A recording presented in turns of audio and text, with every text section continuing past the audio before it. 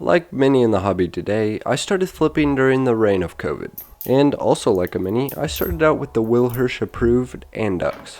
I must have liked it too, since I soon bought a second. Although, I don't think I can recommend them anymore. It's not to say they're bad flippers. At their prime, they're as good as any Bally under 30 bucks. The look is average, but stand out at the same time, so that leaves a problem to lie in the build. The complex sandwich design and multiple tiny screws lets this belly fall apart more and more with each drop, until it becomes the unfixable four-handled mess it is now. I couldn't really justify someone buying one now, unless specifically for a concrete beater that you'd throw away after it's completely shredded. There are just so many similarly priced options on the market that you'll get a little more out of.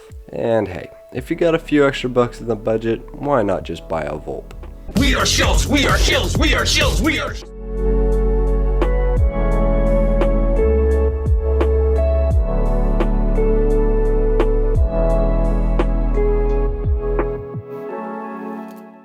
A lot of people are in the squiddy boat. I was in the squiddy boat. I then proceeded to jump ship and swim ashore. Specifically, mine is a squiddy bee. There is nothing wrong with the idea of a plastic Balisong. Stuff like the Zippy products actually really interest me as they hit close to home. And I do think squid should be praised for starting the trend. But I think I have more cons than pros to look at on my squiddy. Starting off, handle slap. In play, we're developing problems along with this weird gunk that builds up in the pivots and constantly hinders the swinging. And that weird gunk needs cleaning, except you can't really open the pivots on this thing. I've tried way too hard and ended up stripping them. Note that this is with the factory Loctite on them and well over a year's worth of use. The handles provide no grip, making these a flying projectile when trying to learn new tricks. And to think of it, that's kind of interesting. The Squiddy series is usually seen as a good starter kid friendly bally, but it's probably one of the hardest out there to learn tricks on. And along with all that, I lost one of the rubber rings. Not really a product issue, more of a personal one. As you all know, the flipping experience is subjective, but I find this trainer to be way too light for my liking. I have a hard time predicting the swing and the flow just doesn't really track for me. But this could be completely different for other styles, so take this with a grain of salt. Now, it sounds like I kinda hate this thing.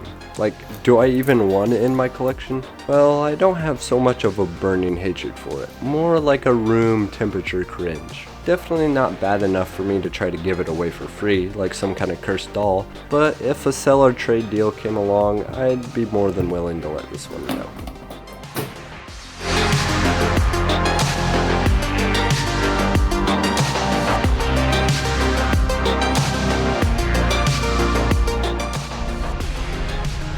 Release the Kraken! Yep, definitely the first person to think of that one.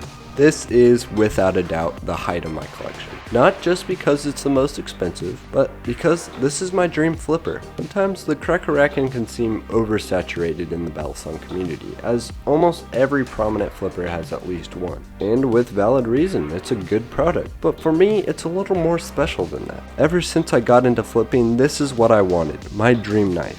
And it still is. The design of both the trainer and the life blade stood out to me, and the price just made it more appealing. Even though I haven't really touched any other expensive flippers, I can say confidently that this has the best price to feel ratio. It gets like 95% of my attention, as it's the only one in my collection that actually feels normal to flip. Texture, balance, jimping are all on a perfect level, making new tricks less worrying that they might add a new hole to my wall. And the play is alright for something with this much play time on it. I don't really have any other issues with it, more of a caution. The aluminum handles made me more reluctant to take this thing outside. Doesn't mean it stopped me, I just regretted it more. It's not really a knife that's gonna look brand new all the time, but it's never gonna break. What can I say except I love this thing and I'm looking forward to get a live blade soon.